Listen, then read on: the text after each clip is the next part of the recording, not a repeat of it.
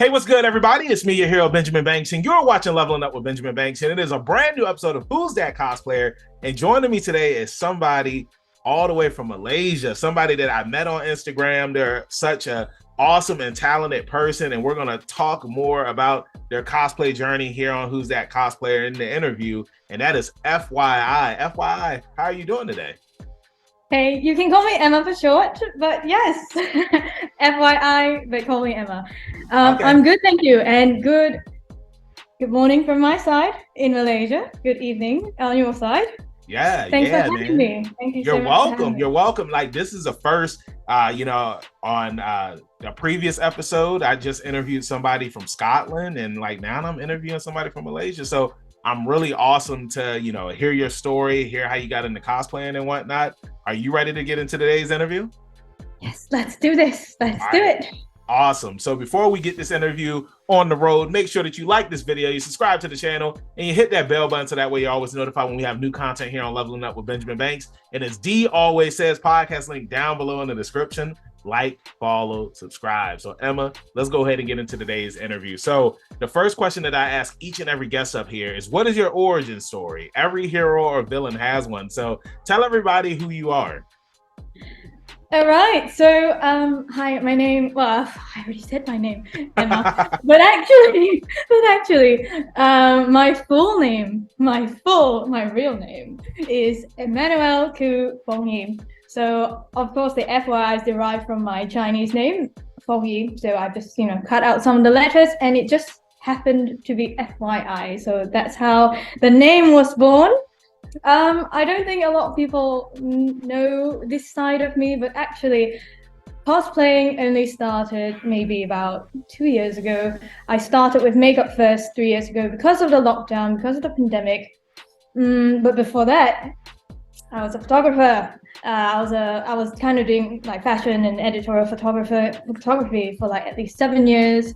When I was an undergraduate, and of course, I think what did I do for my undergraduate? I was an architecture student, and then I got into architecture history, and then now I'm finishing up my PhD in architecture. So that's that's the work side, the serious side that I don't usually talk so much or mention much in my Instagram, because that's my or my social media, because that's cosplaying and makeup. They are like they're pretty much my escape outlets. They're my creative outlet. So I use that to balance out the stressful work that I've got. Basically, I have to work after this. So, so my makeup's quite light today, because normally I go for crazy makeup, but like today's a light makeup day because I got to work soon after this. Yeah, exactly. Because it's a huge time difference right now, and usually when I do these interviews, it's usually late at night, but it's like you're about to get off and start your day. So it's like I appreciate you even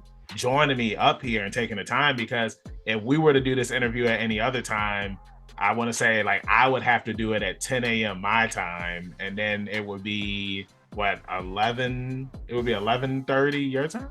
Yeah. We are pretty much it's pretty much 11 a.m. here, so yeah. I'm like 13 hours ahead of you. But yeah, I appreciate you telling your origin story and how you got into doing cosplay and whatnot. Now, something that we talked about outside of the interview, when I had asked if I could interview you for Who's That Cosplayer, was that a lot of your cosplays are closet cosplays. And one of the things that I love about closet cosplay is that you can pretty much take clothes out of your closet and you can make whatever cosplay you want to make. And like a lot of the cosplays that you've done, like they look phenomenal, especially tacked on with you being extremely talented with doing makeup. It makes your cosplays look really good. So you said you started during the lockdown and whatnot, and that's something that I hear from a lot of cosplayers. And I just want to know, like, what was it that made you say, hey, I want to start doing this cosplay stuff. I'm at home. I need something to do. What led you to want to do that stuff? Well, So I guess this is where the origin story helped again, because actually I was a photographer for like 7 years. So I did a lot of photoshopping, retouching. I was publishing in magazines. I had my solo exhibitions, but I was basically always behind the camera. Sometimes I modeled it as well, but like I'm mostly behind the camera, and I didn't know anything about makeup at the time, like zero. And all these tips and tricks that I've learned along the way, they became really helpful because there was a lockdown, there was nothing I could do. I was back home. I had to work from home. I couldn't do photography because, photography, at least my photography, I had to go out, physically go out, get people, get a team together, put a, shoot together. And it was all very physical. And of course, being a lockdown at the time, like no one could go out anywhere. So I was basically at home stuck, and I was kind of dying as well, of dying inside, because like all my creative outlets are gone. And that was work. That was always work. But I needed something to balance that workout. So I decided, okay, you know what? Let's try something new. Let's go straight for makeup. I've always wanted to try, but never really got to. So I thought, okay, I'm just gonna go for it. And I failed a lot at it, of course, because I sucked. When I started, I sucked. So when I started out cosplay, actually cosplay never crossed my mind. It started with makeup. So because I was a photographer before this, I wasn't able to get out physically and organize a full team that I normally would, and do fashion editorials, get a stylist, get a makeup artist, get some models. I couldn't do any of that for like, I don't know how long. At the time, no one in the world knew what was going on, right?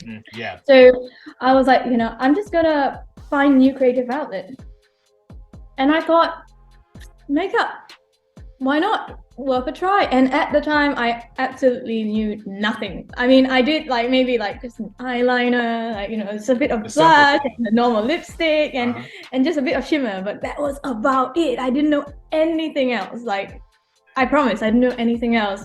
So I started makeup, and yes, of course, when you start something new, you suck. I sucked, I sucked big time, and I don't want to look at my old photos again. But I think it's about just carrying on and being passionate about what it is that you're doing. And it turned out to be actually one of my favorite things to do now, because unlike photography, makeup or cosplaying was something that I could do anytime. I could just I'm in control of my time, and maybe I'm a bit of a control freak anyway, because like time is really precious to me, because I work and I need to allocate time to do a lot of things that I want to do on top of work. So I really enjoyed this, because I just, when I'm really stressed or I had a really bad week, I was just like, you know what, I'm gonna just clock out, and that's where makeup and cosplaying does the job. So cosplaying came in after I got used to makeup, because I was pretty much doing the more standard editorial glam kind of makeup styles. I kind of got into the more avant-garde style of the crazy realistic eyes and the realistic insects on my face at some point, but that was not when I started cosplaying. So I started cosplaying only later. I think the first time I cosplayed with makeup and cosplay together, I think it was an Amane Misa Death Note cosplay. And I was like, I bought a wig for that, and I was just like, okay, I'm gonna try being blonde. I want to know how I look like blonde. I bought it, I did it, and I was just like, who is that person? And I was so amazed by the whole transformational ability that both makeup and cosplay does. So I was just like, wow, that's awesome. And I did a bit of Photoshop as well. So like, wow, So I was like, okay, I'm gonna try something. I'll try a bit more.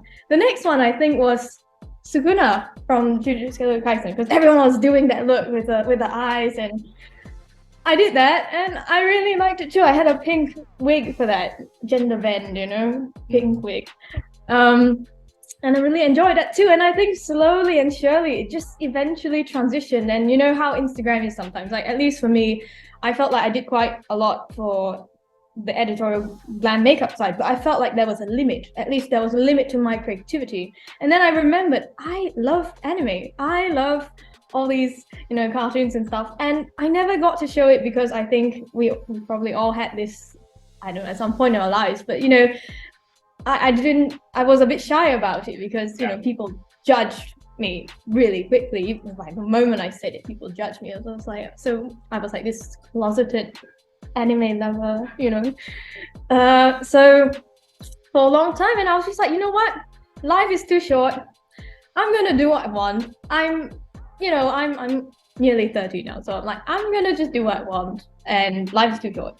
I can't please everyone, and I can't stand that anymore. So you know what? I went for it, and I think I just never looked back, and that's how it happened. I just started cosplaying more seriously. That's awesome, and I love all of that, man. And I love how detailed your stories are, and I love how you were doing makeup first, then you said, "Hey, I want to do cosplay," and you combine both of the two together. Now, the question that I love to ask everybody up here is like, give me your top 3 cosplays that you've done. But since you are really good with makeup, I want to know, and I don't want top 3, I want top 5. Give me your top 5 makeup cosplays that you've done. Oh, this on the top of my head is really difficult because I've enjoyed all of them so much. The latest one would be, I think, could easily go on my top 5 now. So the latest cosplay that I've done is from Cyberpunk Edge Runners, and I just basically I drew 3 eyes on my face, and that was so fun. Like I had that in my mind. The moment I saw this character, watched this movie, this film, and I saw this character, I was like, I need to draw that on my face right now, and I did it. So that's on my top 5. Who's that cosplayer? Hesitant Lillian. Okay, so I think I gave 5. That would be on my top 5. In terms of top 4, okay, definitely one of my Titans. In fact, maybe all of my Titans, because I've done all fire. Thank you. I enjoy becoming a monster. I think most of my favorite ones are like the monstrous ones. So yeah, I would say the Armored Titan and the Colossal Titan would be definitely one of my top 3, because I really enjoyed painting them. It didn't take very long, even though it was like full body paint, but it was really fun to draw. It was like painting, because I love painting. It was just like, and yeah, it was fun. Another 2, I would say, what's my last 2? I would say I really enjoyed. I'm gonna have to look at my phone again, but like, because I've enjoyed everything. Oh yeah, I suppose there would be. Maybe I'm like self-promoting now, but the next look that I'll be posting is probably quite a fun one, and I would put that on my top 5. The next look, which is coming out like 1st of March. Okay. Self-promotion time. Yeah. So look, everybody that's watching, make sure that you check out Emma's Instagram on the 1st of March, so that way that you can see what the next one is going to be, because I'm excited to see what it's going to be. And no spoilers. And you're not going to get anything from me. I'm not spoiling anything. So, I think that what you said is a nice list. And, now I want to ask you, have you gone to any conventions yet in cosplay? Not for 10 years. The last time I've been, it's so far the first and the last. Well, I hope it's not the last. I want to go again eventually. Yeah. But I would say the last time I've been to a convention, it was actually in the London Comic Con in Olympia Park. Nice. So I went there. Yeah, I was cosplaying for the first time as well in public for that convention as Revy from Black Lagoon. Nice. So I got some stuff on Amazon, and yeah, it was fun.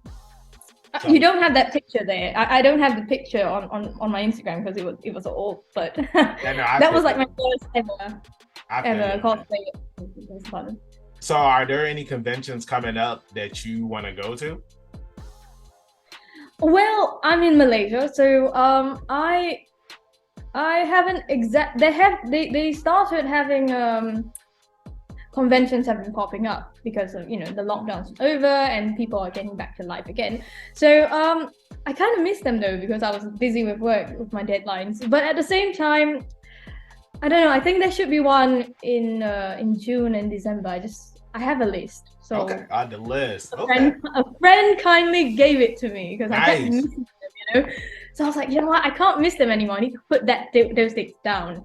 So the friend gave the list, and I was like, yeah, I got this list. It's on my phone, and I'm gonna look at it properly. But yeah, I hope to attend at least one in Malaysia this year. So, yeah. So what cosplays are you thinking about taking to the convention when you go? Oh, this is a tough one because like I'm a closet cosplayer. I don't own any accurate cosplays. Believe it or not, everyone thinks I do, but I'm like zero. So I'm a bit nervous about it as well because I would like to invest in something, into an accurate cosplay at some point. At least one in my life. One would be nice.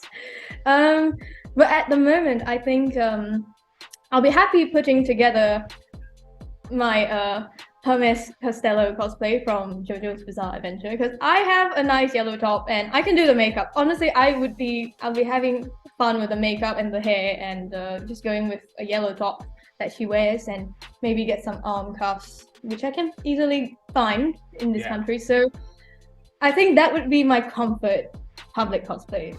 I love her as well, so that's why it's like it feels like me, when you dress up, into and get into character. It's like there's some characters you just know you vibe off from, like you just know that's the one, right? And she's like the one for me, so she'll be one of those, Yeah, and just to boa too. I mean, I'm kind of in a boa garb, but I really, really want an accurate cosplay, an accurate outfit of her. I feel you on that. And to piggyback off of what you were saying about it being like a comfort cosplay. Like I always say this about JoJo's Bizarre Adventure. It's like they're just regular clothes. You know what I'm saying? So it's like whenever I go to a convention, like I feel the most comfortable when I'm in my JoJo cosplays because it's just like they're so loose, they're normal clothes and whatnot, compared to wearing something like Rengoku's nice too, but Deku, I feel like I love cosplaying as Deku, but it's an entire suit. I got to put on the elbow pads, the knee pads, the shin covers. There's just so much to it. Whereas with JoJo, you just hop right into it and that's it. So since we're talking about JoJo's Bizarre Adventure, you're a JoJo cosplayer. You love JoJo's Bizarre Adventure. I got to go with the JoJo questions and I got to know which part is your favorite part? Oh, no. Why? Why do you give me such a hard question? Oh man, okay. Talking about anime or manga first? I would give two different answers. I'll have two different answers. You can go with both, but just be careful on the spoilers because a lot of people haven't read part 7 and part 8 and part 9 now. Okay. All right. So for whatever that David Productions have done so far up to Stone Ocean, I would say Golden Wind. Yes, hands down, Golden Wind. That was the one that caught me. I started JoJo actually quite recently, like maybe a year and a half ago. Wow. I'm gonna give it a try. I'll give it a try. And I think I got up all the way up to part 5. And from then onwards, I'm hooked. I became a hooked and dedicated fan. So yes, so it's thanks to Golden Wind. So I'll give Golden Wind that credit. Okay. As for the manga, I really like Steel Ball Run. So so I hope it'll get animated soon. But yeah, that's my favorite so far. It's the favorite part. Yeah, I hope so too. I've heard rumors that it might not because of animating horses or something like that. I don't know if that's true. That's just something that I heard, but we'll see. Hopefully it gets animated. Like I'm on chapter 5 of Steel Ball Run right now, and I'm enjoying it so far. Like I like that Johnny is a Joestar that you do not like. From where I'm at right now, like I'm just like, this guy, like he's a prick. You know what I'm saying? It's just like he cut the person in line and he tried to use his fame and star power to get what he wanted. And I don't want to spoil it, but okay. So now let me ask you, who is your favorite JoJo? Oh, another good question, but it's okay. My favorite JoJo character, like in just your favorite JoJo, like out of the Joestars.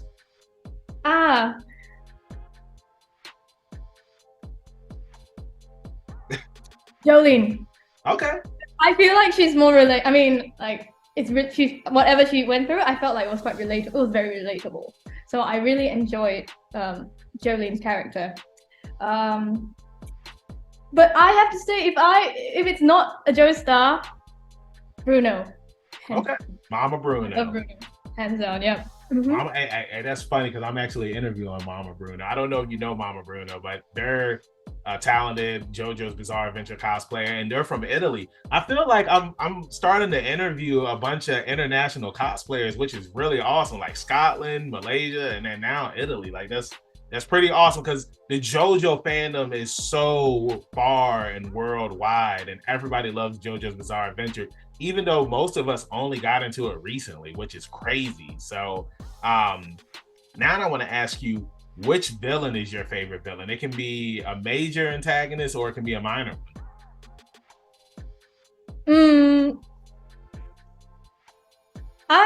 To be fair, I really I've enjoyed almost all of JoJo's villains so far. I know Dio is everyone's favorite, I think. But if I had to pick one,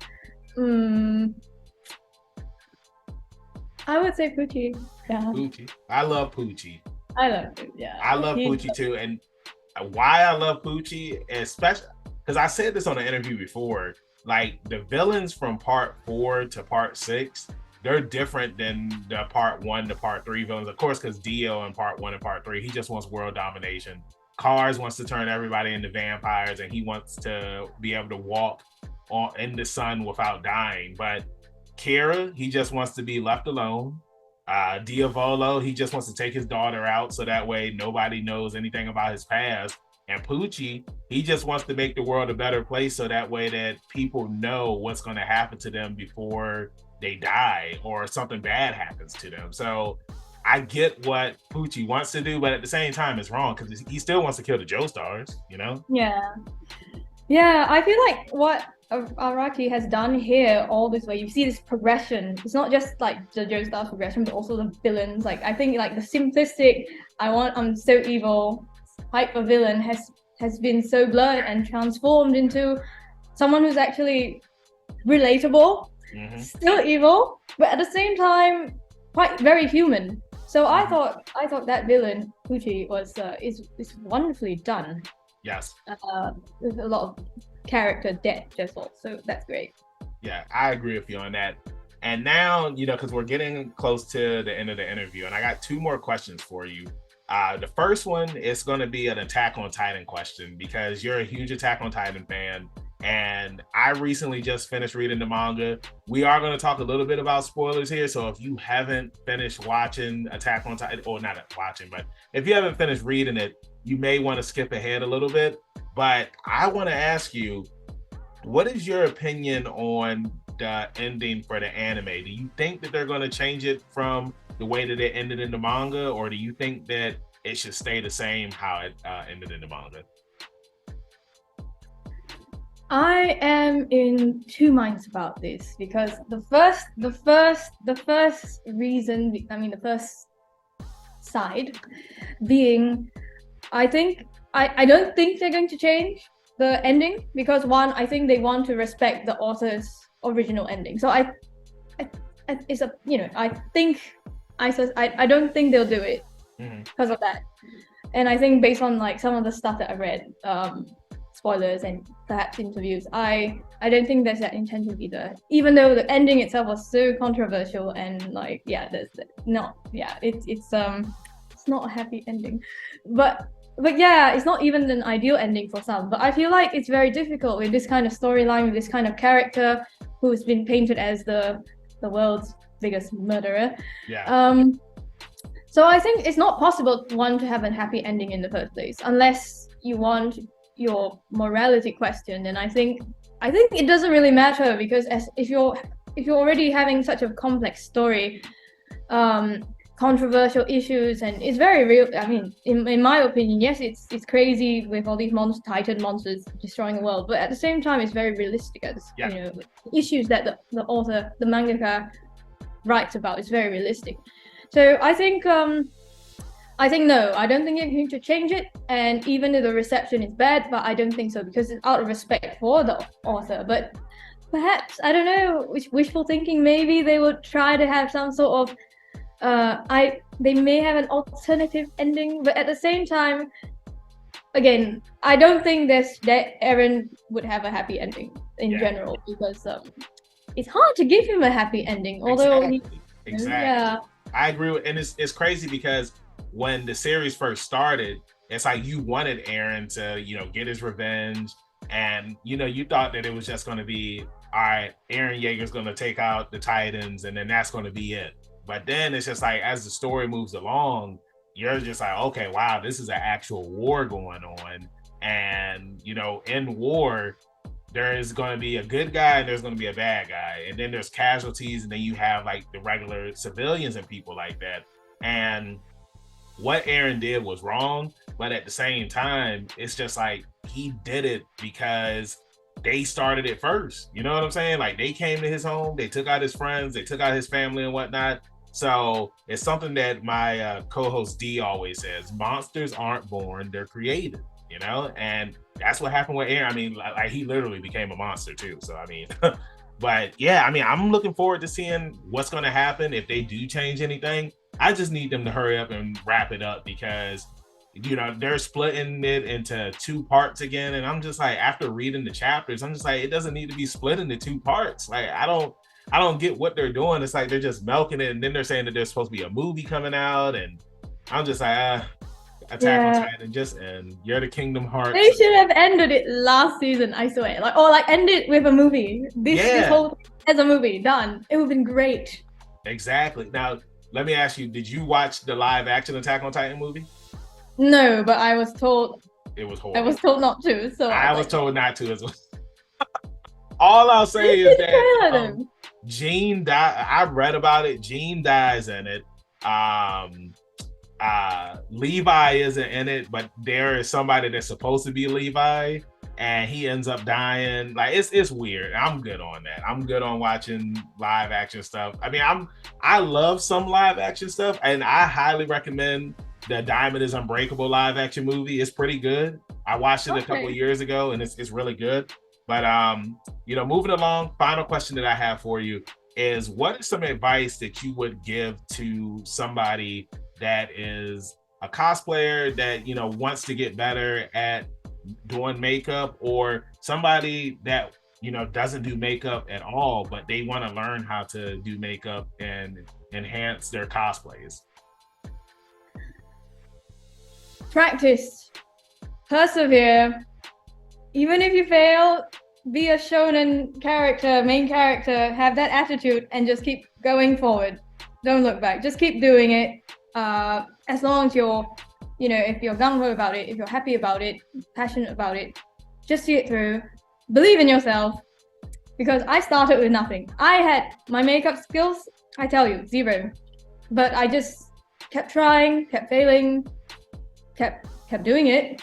And I really enjoy it now. So I think that's number 1. And number 2, I guess now with TikTok and loads of YouTube makeup tutorials out there, you should have no problem if you just, it's okay to emulate or like copy designs with credits, of course, but it's okay to copy and test things out in the early stages. And eventually, when you start finding your style, your calling, your niche, then you can start diversifying and going for it. And yeah, I mean, for makeup wise, I think just have fun, but get get decent products on your face, because like I've got sensitive skin, so I have to be very careful about the products that I put on my face. But if you have no skin issues or like whatnot, then I would say prep properly. Look at the products, look at the ingredients. Don't have make sure whatever you're putting on your face is safe. It's and it won't cause you any itchiness. So yeah, just bear that in mind. But otherwise, I guess have fun and go crazy. Awesome, and that is solid advice. So Emma, Thank you so much for joining me up here on Who's That Cosplayer. It was awesome talking to you and learning a lot more about you. So before I let you go, let everybody in social media land know where they can find you at. Oh, so you can find me as FYI on fyi.khoo, KHOO on Instagram, and also the same spelling, same everything on TikTok as well.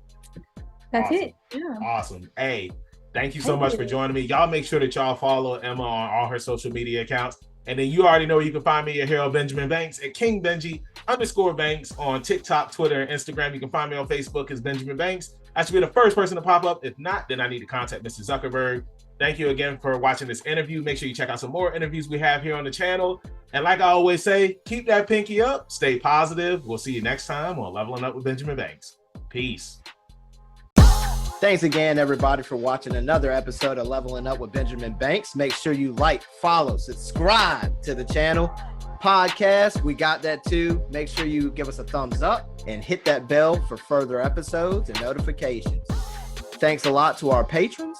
And if you don't mind, join the Patreon. We'll be having new specials coming up soon.